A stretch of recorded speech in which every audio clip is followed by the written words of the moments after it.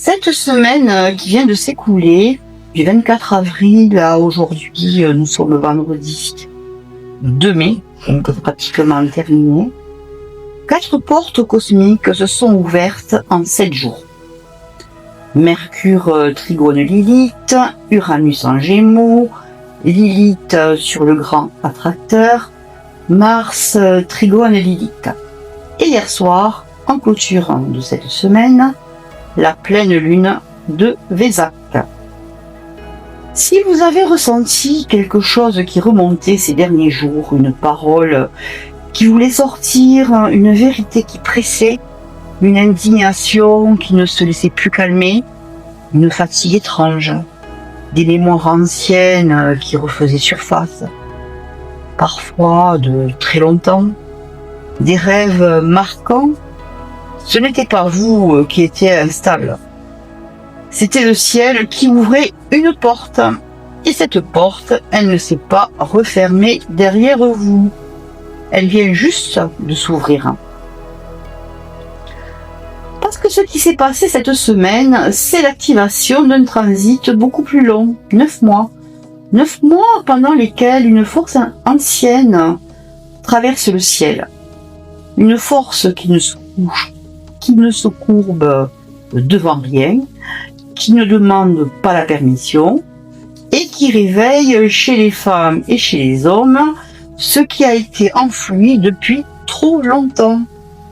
Cette force porte un nom, Lilith, la première qui a dit non, celle qu'on a effacée des livres saints, celle qu'on a transformée en démon parce qu'elle refusait de se taire.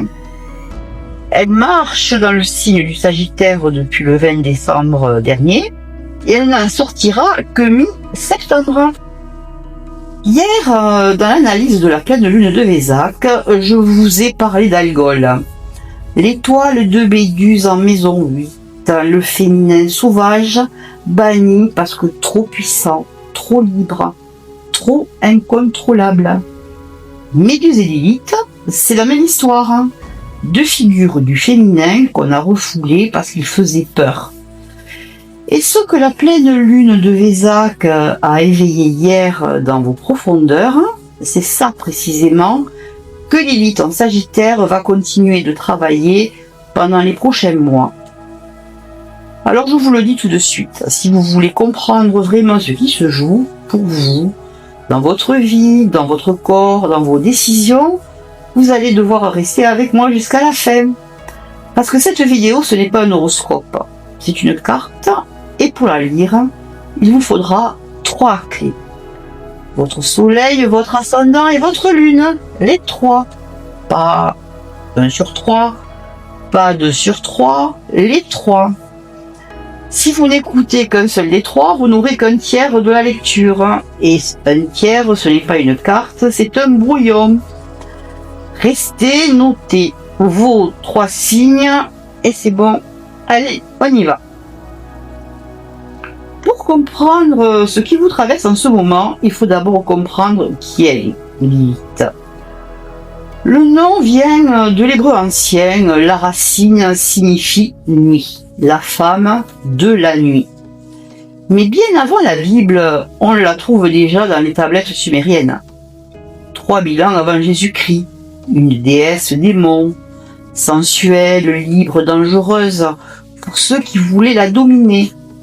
Voilà son histoire, celle qu'on ne vous a pas racontée à l'école.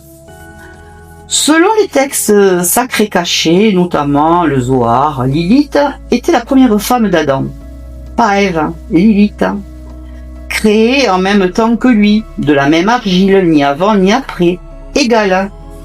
Et c'est précisément cette égalité qui a tout fait basculer. Adam voulait la domination et Lilith a refusé. Elle a dit non. Le premier non de l'humanité, c'était elle.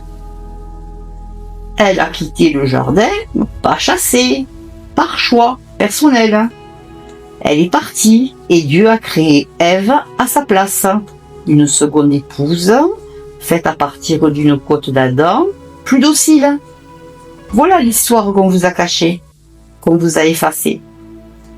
Et pour s'assurer qu'on l'oublie, on a fait de Lilith une démone. Une séductrice nocturne, une voleuse d'enfants, tous les fantasmes qu'une société patriarcale pouvait projeter sur une femme libre, on les lui a tous collés sur le dos. Mais cette diabolisation, vous savez ce qu'elle est vraiment? C'est un miroir. Le miroir de la peur de ce qui ne se soumet pas, la peur de ce qui ne demande pas la permission, la peur de cette part en nous qui sait, qui a toujours su et qui refuse de continuer à se taire. Maintenant, écoutez bien, parce que je sais que dans cette audience, il y a beaucoup de femmes, mais il y a aussi des hommes.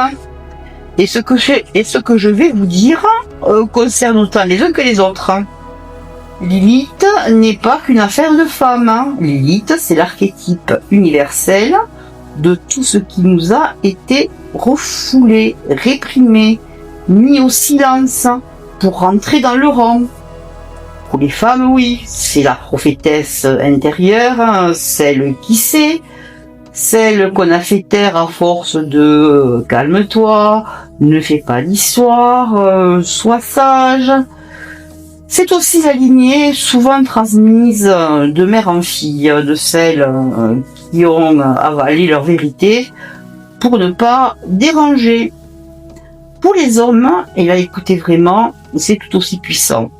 C'est votre part d'instinct refusé, votre intuition étouffée pour avoir l'air rationnel, votre vérité avalée pour rester poli, votre révolte muette contre un système qui vous demande d'être un homme, un vrai, c'est-à-dire de ne rien sentir, de ne rien dire, de tenir.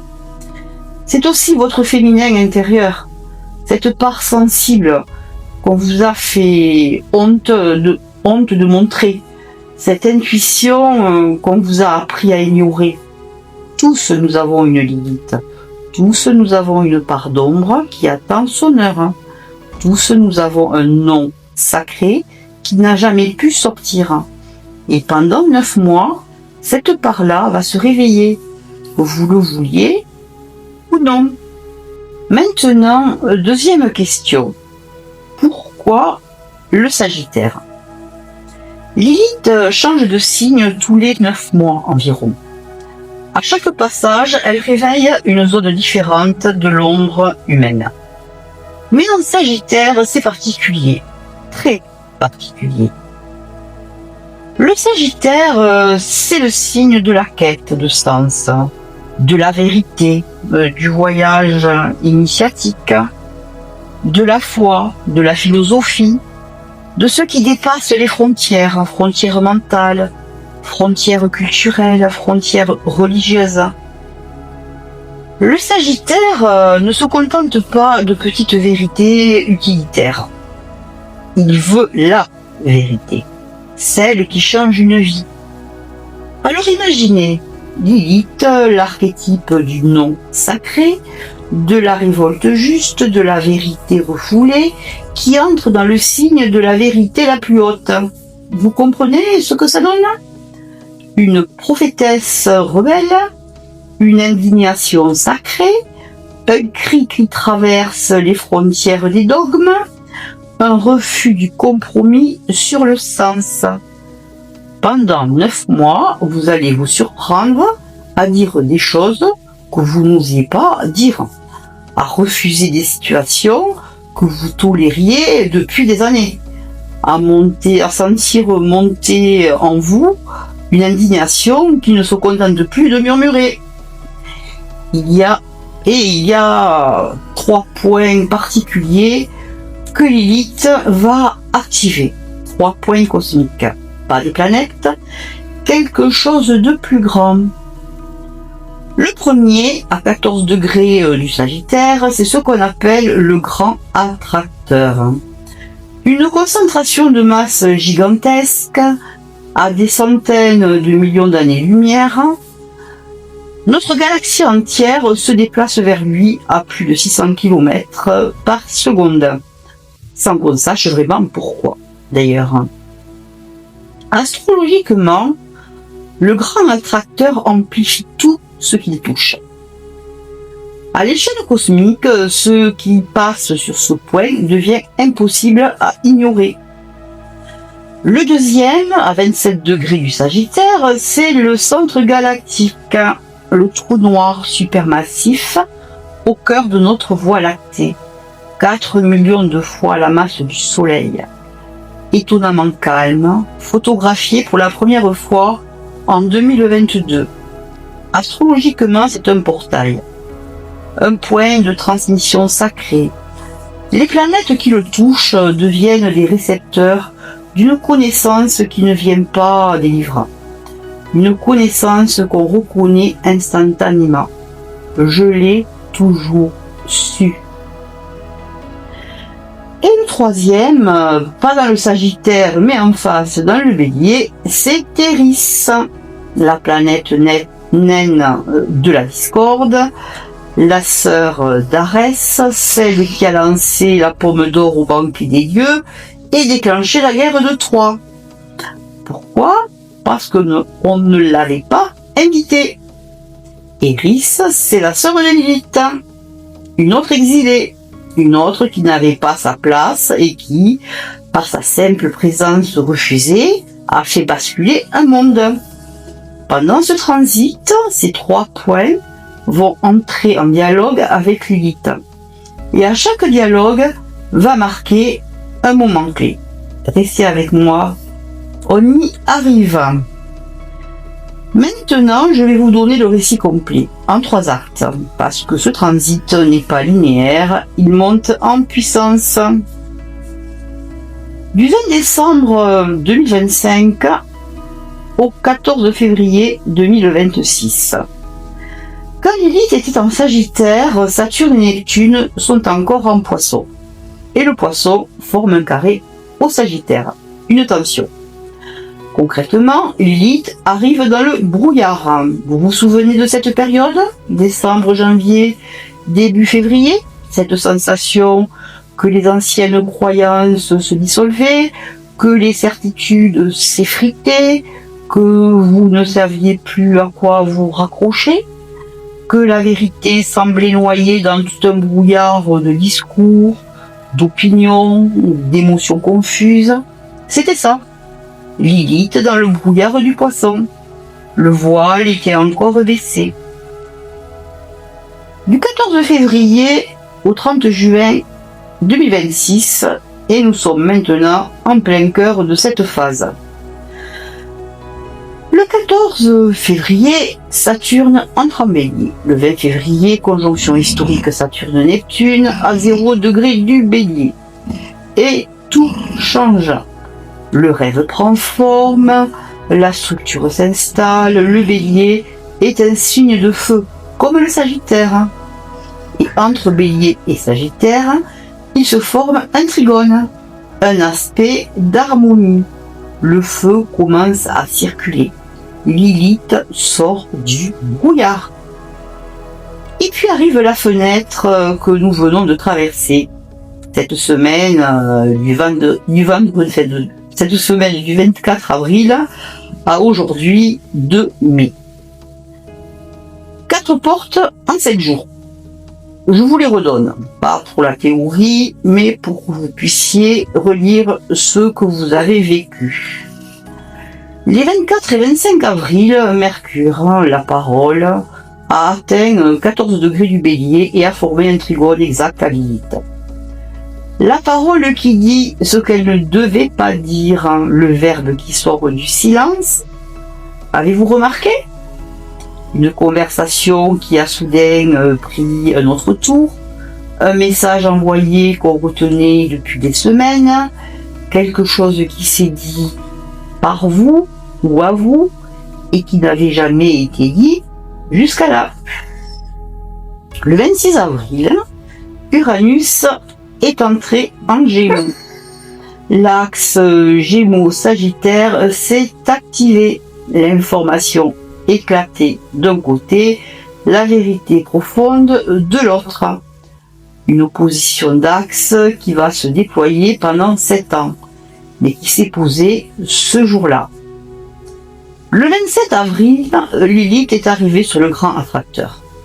14 degrés du Sagittaire. L'archétype Lilith amplifié à l'échelle cosmique. Ce que vous portiez de refoulé, il est sorti d'une manière ou d'une autre. Et hier, le 1er mai, Mars, l'action, le passage à l'acte, a atteint son tour 14 degrés du Bélier. Trigone exact à Lilith. La femme bannie passe à l'acte. Et hier soir, par-dessus tout cela, la pleine lune du Vésac. Pleine lune dans l'axe Taureau-Scorpion, décarré avec Pluton en Verseau, maison 4. Pluton qui creuse les fondations, les mémoires familiales, les transmissions ancestrales, tout ce qui vient de loin et qui ne s'était jamais montré, et qui s'est montré. Si vous n'avez pas encore vu ma vidéo sur la pleine lune de Vésac, je vous mets le lien en description. Parce que les deux vidéos se complètent. Le Vésac a ouvert la porte des profondeurs. Lilith en Sagittaire dit ce qu'on en fait maintenant. Maintenant, écoutez bien. Cette fenêtre que nous venons de traverser, ce n'était pas un événement isolé. C'était une activation qui continue d'agir. Ce qui s'est dit cette semaine va continuer de résonner pendant des mois. Ce qui a remonté va continuer de demander à être regardé. La porte s'est ouverte. Elle ne va pas se refermer. Et tout ce qui va se passer maintenant jusqu'au mois de septembre va construire à partir de cette ouverture. Mai et juin sont des mois de digestion, de mise en place de ce que vous avez osé voir et de ce que vous allez en faire. Ne soyez pas surpris si dans les semaines qui viennent, certaines situations qui se sont éclairées brutalement cette semaine prennent des formes plus concrètes. Une décision à prendre, une relation à clarifier, un changement professionnel à amorcer, et ça, c'est le stellium en Bélier, maison 6 du Vésac qui le travaille en parallèle. Vos manières de servir, de travailler, de vous dépenser sont en mutation. Et puis, arrive le 30 juin. Et là, on entre dans la phase suivante. Celle où ce que vous avez osé sera reconnu.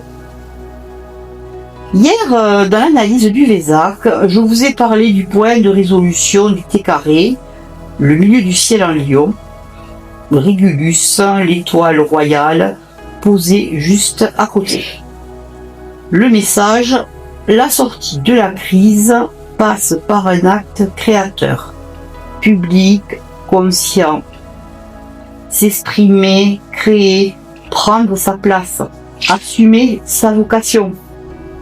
Et c'est exactement ce que la suite du transit de Lilith va construire.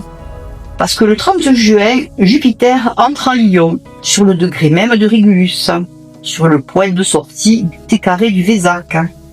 Vous comprenez la cohérence? Ce que la pleine lune du Vésac a annoncé comme issue, la voie royale du Lion, l'expression créatrice, la vocation assumée, Jupiter va venir l'allumer pour de bon le 30 juin.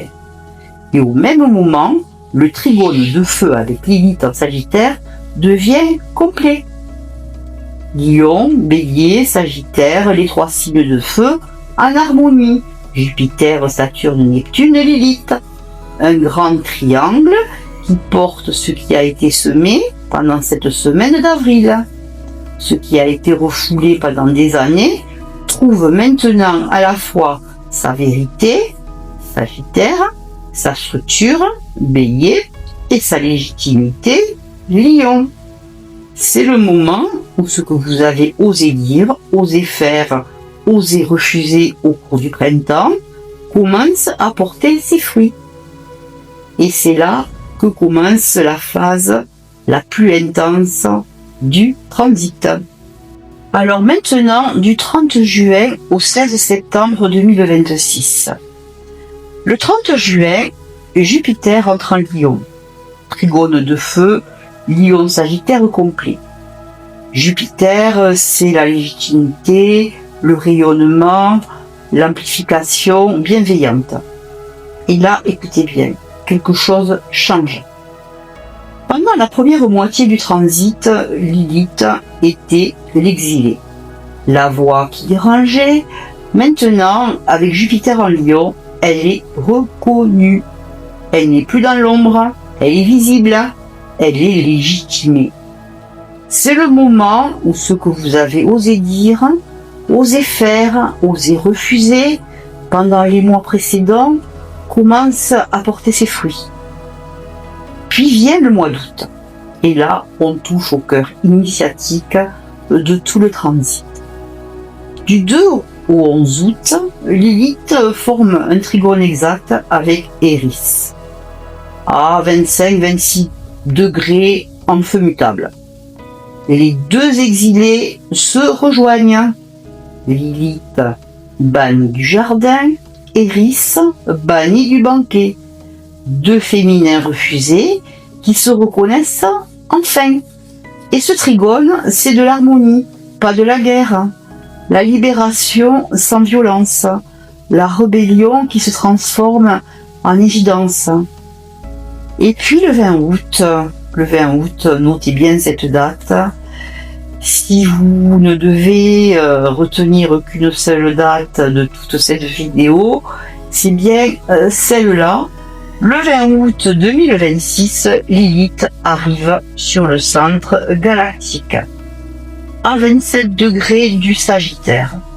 Et au même moment, Chiron, la blessure originelle de l'humanité, celle qu'on porte tous, celle qu'on transforme en sagesse, Chiron est à 27 degrés du Bélier. Vous comprenez ce que ça donne ? Un grand trigone de feu sur le portail galactique. La blessure originelle, la voie exilée, le portail de transmission. Les trois alignés en harmonie parfaite. Ce qui était caché depuis des vies devient soudainement clair. Ce qu'on portait sans savoir d'où ça venait trouve enfin son nom. Ce qu'on n'osait pas dire trouve sa voix. Je l'ai toujours su. C'est l'apogée du transit. C'est le moment initiatique majeur. Préparez-vous. Et puis, mi-septembre, le 14 ou le 15 septembre, Lilith quitte le Sagittaire. Et elle entre en Capricorne. Et là, il faudra structurer ce qu'on a libéré. Mais c'est une autre histoire et on en reparlera une autre fois sur une autre vidéo. Maintenant, on va voir pour vous dans le concret tout ce que cela signifie. Pour chaque signe, je vais vous dire dans quelle zone de votre vie Lilith en Sagittaire vient travailler. Cette zone, en astrologie, on l'appelle une maison. Chaque maison correspond à un domaine précis de votre existence. Vous écoutez attentivement votre soleil, puis votre ascendant, puis votre lune, et vous mixez les trois. C'est ça qui vous donnera la lecture complète. Si vous ne connaissez pas votre ascendant ou votre lune, prenez 2 minutes après la vidéo pour les calculer. C'est pas compliqué à faire, il y a plein de logiciels sur internet qui permettent de faire cela. Et si vraiment vous ne trouvez pas, et vous me le demandez en commentaire, je me ferai un plaisir de vous y aider. Alors, ascendant ou soleil en bélier. Lune bélier également. Lilith traverse votre maison 9, la maison de la quête de sens, des voyages, des études supérieures, de la spiritualité, de l'étranger. Ce qui se réveille, votre vérité philosophique, votre rapport aux croyances, le besoin urgent de partir, d'apprendre, de remettre en question tout ce qu'on vous a enseigné. Une fois qui ne vous appartenait pas, tombe. Une autre vous traverse. Le défi, osez penser par vous-même. Quittez les maîtres qui ne vous nourrissent plus. Maintenant, Soleil ou ascendant Taureau. Lilith traverse votre maison 8, la maison des transformations profondes, de la sexualité, de l'argent partagé, de la mort symbolique, des héritages. Ce qui se réveille, un désir refoulé depuis très longtemps. Une vérité sur l'argent, sur le pouvoir, sur l'intimité, quelque chose lié à votre lignée. Argent, secret de famille, héritage psychique, refait surface. Le défi, ne pas fuir. Regardez ce qui remonte. C'est là que se trouve votre puissance. Maintenant, à vous les soleils ou ascendants Gémeaux. Lilith traverse votre maison 7, la maison des relations, du couple, des associations, des partenaires, des miroirs. Ce qui se réveille, la vérité sur vos relations. Ce que vous taisiez à l'autre, ce que l'autre vous taisait, avec Uranus qui vient d'entrer dans votre signe le 26 avril, c'est carrément une explosion possible dans le miroir relationnel. Le défi, dire ce qui n'a pas été dit, sans détruire, mais sans plus mentir non plus. Maintenant à vous les ascendants Cancer ou Soleil Cancer. Lilith traverse votre maison 6, la maison du quotidien, du travail, de la santé, du corps, des routines. Ce que cela réveille, l'épuisement de servir, la colère contre les routines qui vous épuisent, des signes du corps, une vérité sur votre travail, sur votre rapport à l'utilité, sur ce que vous avez sacrifié au quotidien. Le défi, écoutez le corps et osez changer ce qui ne tient plus. Maintenant, ami Lion ou ascendant Lion, Lilith traverse votre maison 5, la maison de la création, des amours, des enfants, du jeu, de l'expression de soi. Ce qui se réveille, votre créativité bridée, vos amours non vécus, votre désir d'enfant ou votre rapport à vos enfants, votre joie réprimée, votre besoin profond de briller pour ce que vous êtes, pas ce qu'on attend de vous. Le défi, créer sans demander la permission, aimer sans modèle. Pour vous les ascendants au soleil vierge, Lilith traverse votre maison 4, la maison du foyer, de la famille, des racines, du père ou de la mère, du clan. Ce qui se réveille, des vérités familiales lourdes, le poids du clan, ce qu'on vous a transmis sans vous demander votre avis, une libération possible vis-à-vis d'une lignée. Le défi, honorer sans porter, couper ce qui n'est pas à vous. Pour vous, soleil ou ascendant balance, Lilith traverse votre maison 3, la maison de la parole, des frères et sœurs, de l'environnement proche, de la pensée quotidienne. Ce qui se réveille, votre voix, votre vraie voix, pas celle qui arrange tout le monde. Des conflits possibles avec la fratrie, le voisinage, l'entourage immédiat.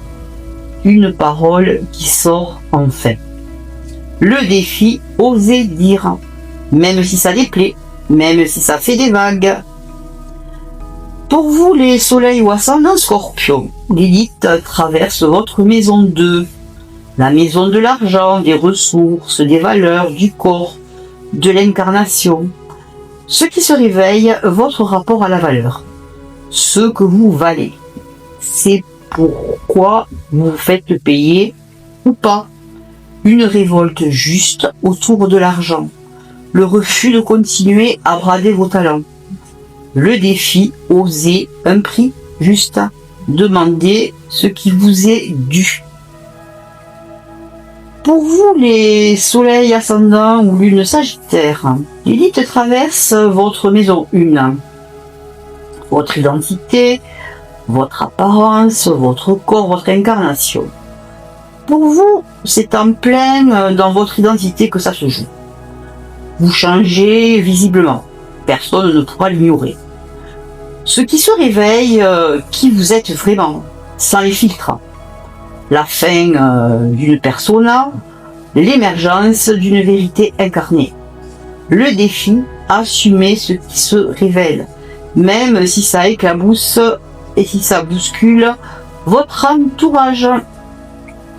Pour vous, soleil ascendant ou lune capricorne, Lilith traverse votre maison 12, la maison de l'inconscient, des secrets, du sacré, des épreuves cachées, du retrait. Pour vous, ça se passe dans la nuit intérieure. Des rêves intenses, des résurgences, des choses très anciennes qui remontent en silence. Ce qui se réveille, tout ce qui était enfoui depuis des décennies. Possiblement des mémoires d'autres vies, si c'est votre référentiel, du travail intérieur invisible mais profond. Le défi, ne pas fuir dans l'action. Accueillir le retrait, le travail se fait dans la profondeur. Pour vous, ascendant, soleil ou lune en Verseau, Lilith traverse votre maison 11.